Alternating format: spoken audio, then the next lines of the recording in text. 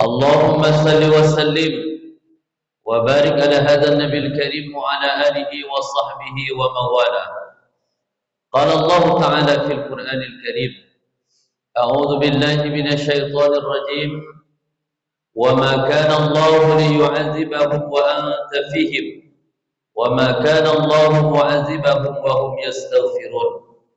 وقال تعالى في سورة الأخرى: يا أيها الذين آمنوا كتب عليكم الصيام كما كتب على الذين من قبلكم لعلكم تتقون. Sadaqallahul azim. Yang kami hormati Ketua dan Pengurus Masjid Darul Aman, Panitia Amalia Ramadan, alim ulama, cerdik pandai, tokoh masyarakat. Yang besar tak dapat kami sebutkan gelar, yang kecil tak dapat kami sebutkan nama. Hampir lupa, yang juga kami hormati ibu-ibu yang hadir. Sehat, Bu? Alhamdulillah. Mudah-mudahan kita yang hadir pada subuh yang berkah ini, Ramadan yang ke-7 ini, Allah senantiasa berkahi kita. Amin ya rabbal alamin.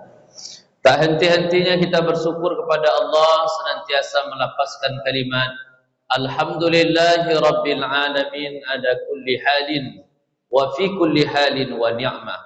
Segala puji bagi Allah, Tuhan pencipta alam semesta. Dialah Allah yang Maha Ar-Rahman Ar-Rahim, yang Maha Pengasih, yang kasihnya tak pernah pilih kasih, yang Maha Penyayang, yang sayangnya tak terbilang. Wa in ta'uddu ni'matallahi la tuhsuha. Dan sesungguhnya jika kalian hitung, kalian bilang nikmatku, kata Allah, la tuhsuha, takkan sanggup membilangnya, takkan sanggup menghitungnya. Inna rabbi laghafurur rahim. Sesungguhnya Allah itu Maha Pengampun lagi Maha Penyayang. Salawat dan salam tidak lupa kita ucapkan buat Nabi besar kita Muhammad sallallahu alaihi wasallam dengan lafaz Allahumma salli ala sayyidina Muhammad wa ala ali sayyidina Muhammad. Assalamu alayka ya Rasulullah, assalamu alayka ya Nabi Allah. Mudah-mudahan selawat yang selalu kita baca, selalu kita lapaskan sampai kepada Rasulullah sallallahu alaihi wasallam, dan di yaumil akhirat nanti kita mendapatkan syafaatnya. Amin ya rabbal alamin. Memanglah kita ini bukan yang terbaik, bukanlah kita termasuk generasi yang disebutkan oleh Nabi, generasi salafus soleh. Generasi salafus soleh itu adalah 3 generasi setelah Rasulullah. Yang pertama sahabat. Sahabat ini orang yang berjumpa dengan Nabi, bertatap muka dengan Nabi, beriman langsung kepada Nabi. Kalau tak cukup 3 ni, tak termasuk kategori sahabat. Karena ada juga yang hidup semasa dengan Nabi, berjumpa dengan Nabi, bertatap muka, tapi tak beriman kepada Nabi. Namanya Umar bin Hisham atau Abu Uzzah, itu nama aslinya. Tapi kalau nama kerennya Umar bin Hisham, namanya Abu Jahal. Abu artinya bapak, Jahal artinya bongak. Jadi Abu Jahal itu artinya bapak bongak namanya. Namanya Abu Jahal, paling jelek nama itulah namanya. Kalau Abu Uzzah, nama viralnya, nama kerennya namanya Abu Lahab. Saking viralnya ada namanya dalam Al-Quran, surah Al-Lahab. Mereka tak masuk sahabat Nabi, walaupun semasa, sezaman dengan Nabi. Berjumpa dia dengan Nabi, tapi tak beriman. Ada juga yang hidup semasa dengan Nabi, sezaman dengan Nabi, beriman dengan risalah yang dibawa Nabi, tapi dia tak berjumpa dengan Nabi. Namanya Uwais Al-Qarni. Tidak terkenal di dunia, tapi namanya viral dan disebutkan di langit. Pembicaraannya, namanya tersebut di langit. Itulah namanya Uwais Al-Qarni. Walaupun dia sudah minta izin kepada emaknya. Dah izin dia ke emaknya. Dia tinggal dengan emaknya dah sakit, terbaring, hidup susah. Kategorinya fakir. Kerjanya mengembala domba, kambing orang. Itulah yang membiayai hidup mereka. Tapi dia begitu rindu dan ingin berjumpa dengan Nabi di Madinah. Minta izinlah dia ke emaknya. Mak, boleh saya nak ke Madinah, nak berjumpa dengan Nabi. Kata maknya, pergilah, tapi cepat balik. Tak ada yang mengurus mak di rumah ni. Berangkatlah Uwais Al-Qarni sampai di Madinah. Rupanya Bapak Ibu, Nabi tidak lagi di rumah. Nabi sedang berperang. Ditanya oleh Uwais Al-Qarni kepada Ummul Mukminin kita, kapan baliknya Nabi? Entahlah. Waktu itu belum ada WA lagi.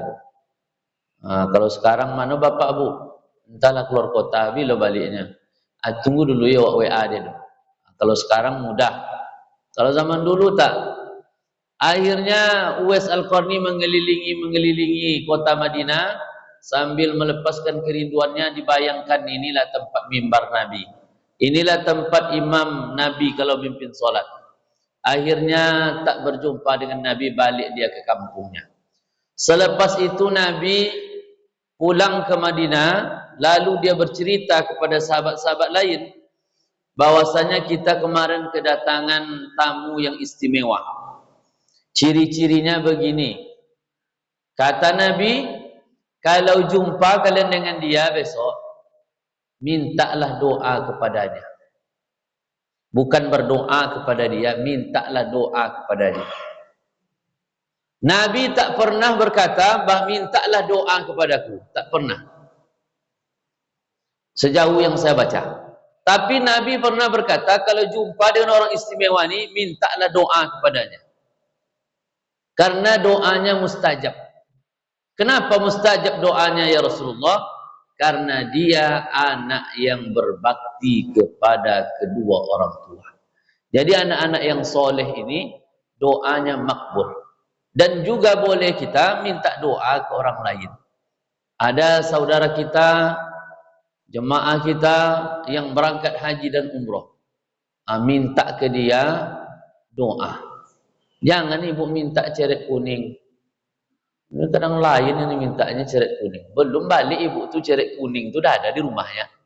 Belum dia balik air zam-zam pun sudah ada. Belum dia pulang lagi sudah ada buah kurma tu. Jadi yang kita minta apa? Minta doa.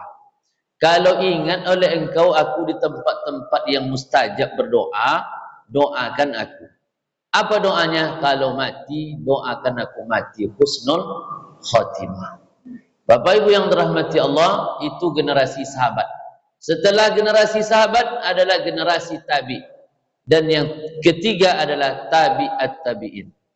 Maka kalau ada yang bermazhab, jemaah kita bermazhab, Imam Hanifah, Imam Maliki, Imam Syafi'i, Imam Hambali, ini 4 imam ini termasuk kategori salafus salih. Kalau ada Bapak Ibu yang mengikut di antara 4 ini, maka termasuklah Bapak Ibu pengikut salaf. Pengikut salaf itu dipanggil salafi. Jadi jangan berkecil hati kalau bermazhab Syafi'i berkurut subuh, berarti imam dari pengikut salaf.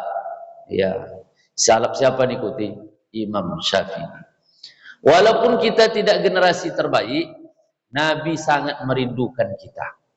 Kata Nabi, aku sangat merindukan ikhwani. Siapa ikhwani yang dirindukan Rasulullah? Mereka yang hidup di akhir zaman. Tak pernah dia melihat wajahku, kata Nabi. Tak pernah langsung mengucapkan iman dan Islamnya langsung kepadaku. Tetapi mereka begitu istiqomah dengan agama yang kubawa, dan mereka begitu istiqomah dengan wasiat yang kutinggalkan, yakninya Al-Quran dan Sunnah. Nabi sangat merindukan ikhwani. Dari indikatornya kayaknya kitalah umat yang disebut dengan ikhwani. Pernah kita melihat Nabi, Bu? Tak pernah. Mimpi pun? Ibu jadi sering mimpi apa? Mimpi-mimpi model baju hari raya besok ni. Ya, mimpi pun jarang kita. Bahkan tak ada mimpi dengan Rasulullah menengok wajahnya. Tetapi yang disebutkan oleh Nabi ikhwani tadi adalah yang tak pernah melihat wajahku, tak langsung bersahadat kepadaku. Tapi mereka begitu istiqomah dengan agama, risalah yang kubawa dengan wasiat, yakninya Al-Quran dan Sunnah. Mudah-mudahan kitalah ikhwani yang disebut oleh Rasulullah. Rasul begitu merindukan kita, umat akhir zaman.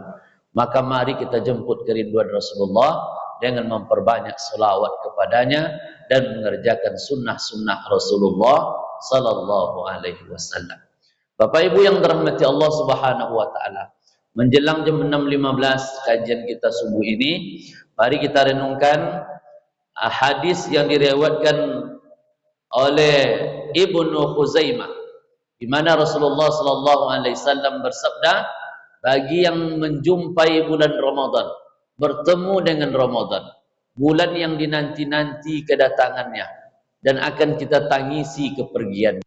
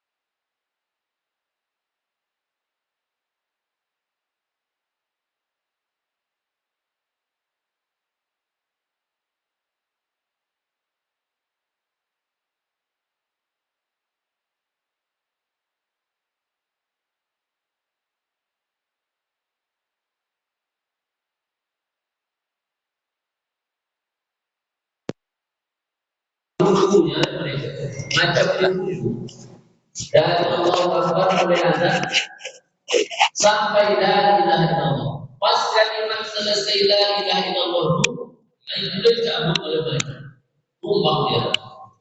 Inilah kematian yang menunggu kita, yang mesti kita cemburu. Kalau kita cemburu, tentu kita semangat dia seperti itu. Mudah-mudahan kita semua nanti dapat ada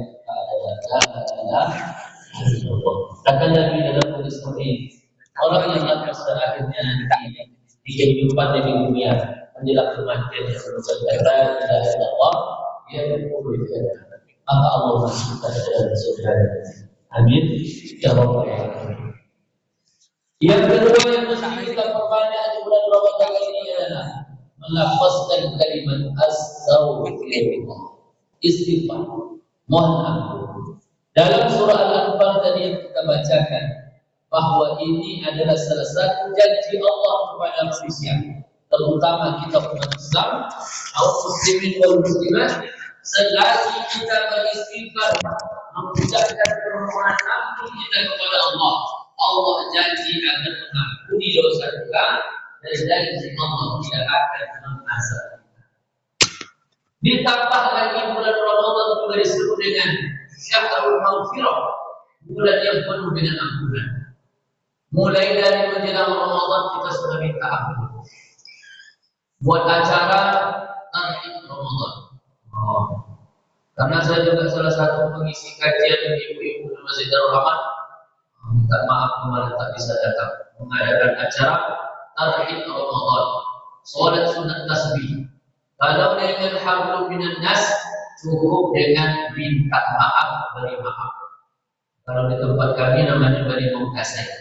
Beri mongkasai itu memang limau dan kasai itu dibawa oleh anak-anak keluarga itu. Datang ke rumah kita, Pak puas bangun. Kalau limau kasai itu hanya lambang kesucian, lambang untuk membersihkan. Kalau jasad kita ini barang untuk membersihkannya. Tapi kalau hablum minan nas, cukup dengan minta maaf, beri maaf. Tidak perlu rinci-rinci minta maaf. Kadang dengan rinci minta maaf jadi-jadinya tidak jadi minta maaf. Berlari dia jadi maaf. Datang dia boleh minta maaf. Maaf ya cek pulau. Nah betul kita masuk Ramadan. Minta maaf. Aku salah. Itulah banyak salah. Itu pengguna yang hilang di rumah itu aku bawa itu. Ada. Oh itu nama masalah. Tapi ada yang berparah lagi gitu. Aku berparah. Suami awak itu hilang seminggu sama kami ada ada lain itu jadi ucapkan mohon maaf lahir dan batin. Itu hablum minan nas. Kalau hablum minallah dari asar menjelang maghrib awal Ramadan kita awali dengan mandi wali kasai. Oh, kalau kita nyebutnya mandi wali kasai, tapi sebetulnya namanya mandi taubat. Walaupun ada yang melihat yang negatif, mandi wali kasai itu berkumpul-kumpul ramai-ramai yang bukan mahram, itu juga benar. Naik dia boncengan naik badan, di tengah sungai itu, berdua-dua di atas badan, berdua di bawah, berdua di depan. Itu yang belajar ngaji dulu pakai metode Rodania. Apa dulu metodenya? Tahu Ustaz metode Rodania? Mengaji pakai rotan. Sila kaki sebelah kiri perlu kita tuh yang kanan ini tegakkan dengan tegak. Sebelahnya rotan Pak. Memang tidak ada sukan-sukan. Karena memang itu pesan kita. Tuan guru ini kami tolong ajar ngajinya. Kalau main-main dia hanya rotan. Yang sukan-sukan memang tidak sukan. Tidak awal yang betul-betul kawal betul dihantamnya kita. Tidak pula berani kita mengadu. Kalau mengadu, pertama, itu metode di tempat ngaji di surau sekolah. Kalau di sekolah lain, pula metodenya metode Rodnia. Apa nama metodenya? Rolls Mental. Anak-anak sekarang mana tahu dia? Belum pernah dia melihat menghapus tanpa saya. Bercerita itu kawan pop ni. Pas bulan itu tak pakai strategi dia. Kena itu pun. Tidak ada juga pengajar. Orang tua sekarang ni aja minta ampun lebih. Dicubit dan nak sedikit dan mengampun. Tahu Ustaz. Sejak lahir sampai sekarang ini tak pernah dicubit gitu. Tapi yang pakai metode Rodania dan Rodania ini menjadi orang sekarang, menjadi profesor, menjadi doktor. Hasil jangan imam kita baru subuh tadi ini hasil metode Rodania. Bapak Ibu yang dirahmati Allah, kita mandi taubat menjelang Ramadan. Menjelang Ramadan saja kita mandi taubat. Di sungai mandi taubat, di rumah. Jadi sungai itu kalau mantapnya lagi tengah-tengah itu kan dosa. Jadi orang-orang saya takut. Mohon ampun kita. Maka di bulan Ramadan ini diberikan oleh Allah dua amalia kita yang dapat menghapus dosa. Man shoma Ramadan, barang siapa yang berpuasa di siang harinya berpuasa. Man qama laila Ramadan, barang siapa yang mendirikan malam Ramadan. Ujung hadisnya iman wa ihtisaban ghufira lahu. Penuh dia keyakinan dan pengharapan Allah ampunkan dosa. Jadi puasa yang kita lakukan di siang hari ini mulai dari azan subuh tadi sampai azan maghrib nanti itu pun dengan keampunan Allah Subhanahu wa taala. Kenapa Allah ampunkan dosa? Karena kita tidak berbuat dosa. Mata kita berpuasa, mulut kita berpuasa, tangan berpuasa, hati berpuasa, cuman mata berpuasa. Ia tidak kita tengok hal-hal yang membatalkan puasa. Macam mana contoh? Menengok kenakaman. Mana ada boleh ya? Padahal kalau pasti dengan dia ada tunjuk ni. Kalau dia ni boleh pak. Oleh bapak-bapak, kemana kita berjalan? Di kota ni kan tengok ke kanan paha, tengok ke kiri dada, di atas tak sampai ke bawah tak cukup. Lihat dosa, tak dilihat. Ini kata Ustaz ya. Mata mesti berpuasa, mulut juga berpuasa. Kalau dia sadar dia berpuasa, dia tak akan menghibah, tak akan memfitnah, apalagi minum, makan di siang hari. Ini puasa ini adalah ibadah privasi. Hanya kita dan Allah tahu kita berpuasa. Kalau sholat nampak ada orang nampak, imam sebelum angkat takbir ditengoknya wajah mamu, lurus rapat yang salah. Padahal tiap hari kita sholat. Tiap hari kita sholat 5 kali saya sebenarnya. Tapi imam tetap mengingatkan kita lurus rapatkan yang salah. Diingatkan kita. Berzakat kita nanti langsung kita keambilnya. Ustaz, ini zakat fitrah. Yang umroh dan haji dibuatnya pula acara rumah wali mati safar. Diundangnya kita. Nampak juga. Tapi kalau puasa tak ada orang yang tahu. Bisa kita nipu manusia. Apalagi tempat duduk Masjidil Haram dan agama. Dan siang kemarin panas sekali. Buka keran esuk, cuci tangan semua. Tengok kaji kanan tak ada orang umur. 5 umur puasa. 5 umur 2. 4 yang mana? Lewat. Pulang minta ampun macam mana nak mati. Masih puasa apa kata istri? Masih tak melawan puasa itu. Kalau saran kami tak usah air dan masjid. Pulang aja minta buatkan, minta gula, minta air panas, masukkan bawang putih, buat madu sedikit, tambah lemon. Buat es batu agak 5. Minta pipet ada 3. Ya? Dan pada air terang nampak. Memang orang tak nampak, tapi Allah tahu kita puasa atau tidak. Makanya pahala hadiah yang Allah berikan bagi orang-orang yang sahih ini bukanlah payung dispenser.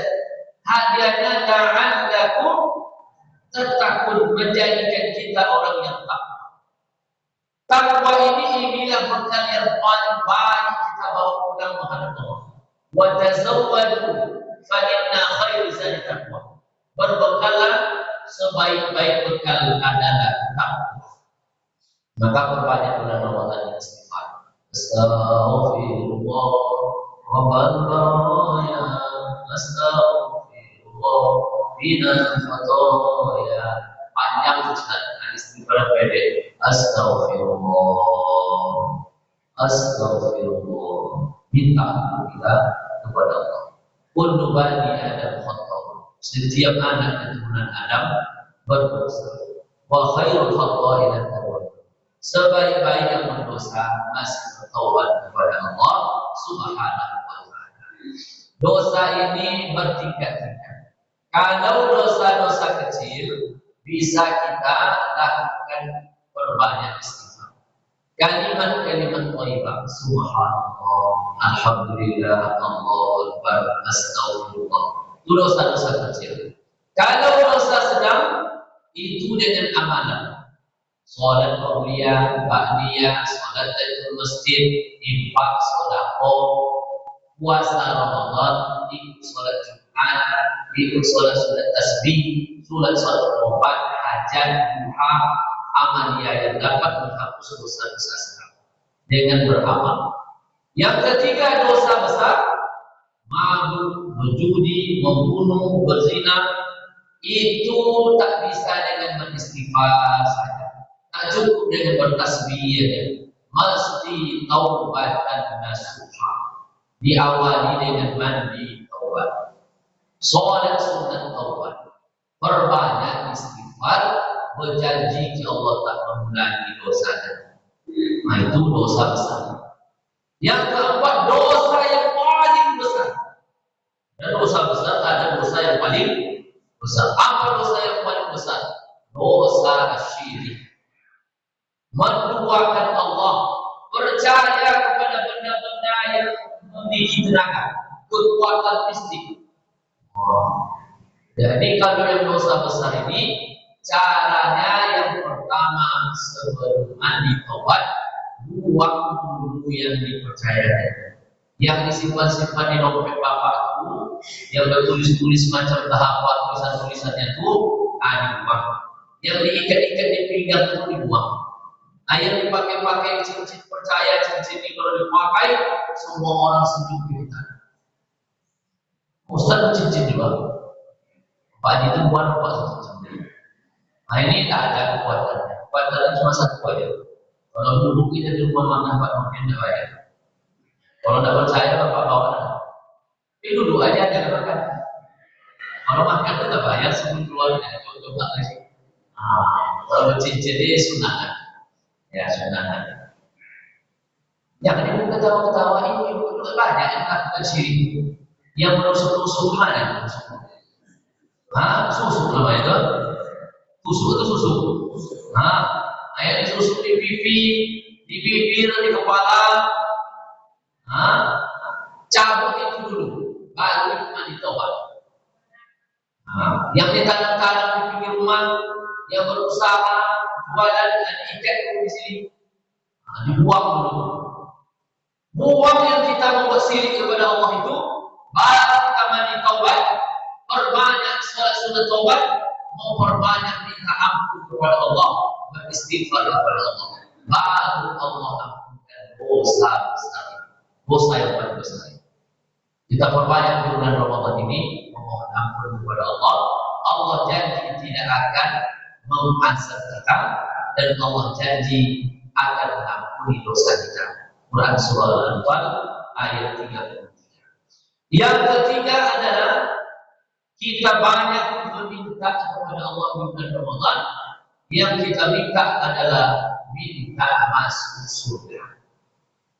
Allahumma inni as'aluka ridhaka wal jannah. Minta masuk surga. Karena disitulah letak terakhir manusia nanti, antara surga dan neraka. Ibu-ibu mau tidak masuk surga? Sekarang? Enggak. Kalau saya kan mintanya mau masuk surga, Ustaz mau sekarang jadi juga. Tidak mau masuk surga, mau sekarang enggak. Karena ibu takut sekarang masuk surga itu mati dulu enggak. Makanya tugahin dari takut mati.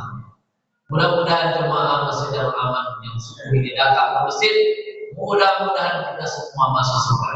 Amin ya rabbal alamin. Yang terakhir pas di 615. Yang terakhir yang banyak kita minta di bulan Ramadan ini, minta terhindar dari azab api neraka.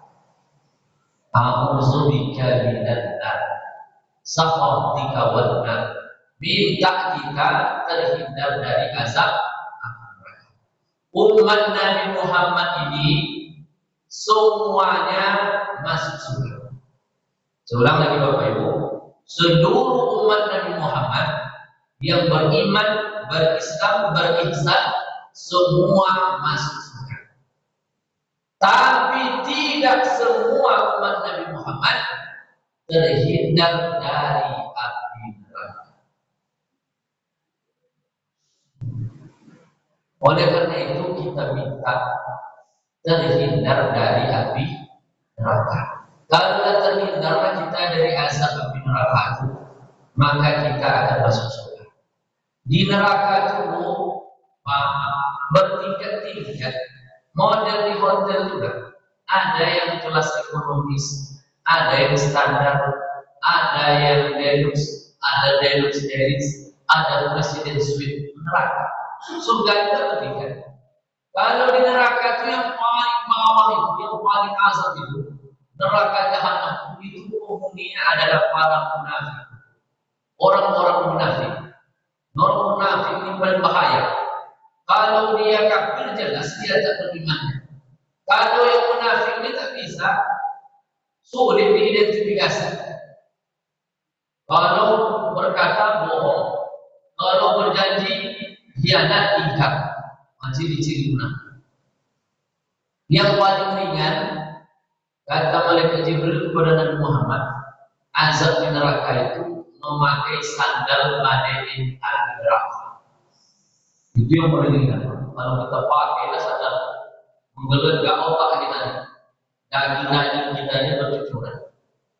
Itu yang paling ringan baru pakai sandal. Siapa nih Ustaz yang memakai sandal nanti di neraka? Itu yang berpulang kajian sembunyi membawa sandal orang lain. Malah kehilangan kawan cerita. Tengok-tengok betul nanti sebelum pakai. Ini baru sandal kita baru pulang. Jangan sampai di rumah kita bawa sandal orang lain. Sandal tadi dibawanya kanan keluarnya. Sebulan bisa tercantik. Biarlah kata Ustaz tadi ambil yang elok tinggal penyembuh. Itu tak berlaku dah. Bapak Ibu yang terhormat Allah, mari kita perbanyak kepada itu. Ada berapa tadi Bu? Bersama banyak yang penting kita bawa pulang kita makan. Yang pertama banyak mengucapkan kalimat la ilaha illallah. Mudah-mudahan kita mati dengan nafas ini. Yang kedua perbanyak istighfar. Karena Allah janji kalau kita selagi beristighfar, Allah janji ampun dosa kita, Allah janji akan azab kita. Yang ketiga banyak minta masuk surga. Karena inilah tempat yang paling baik di akhir kehidupan kita nanti di akhirat.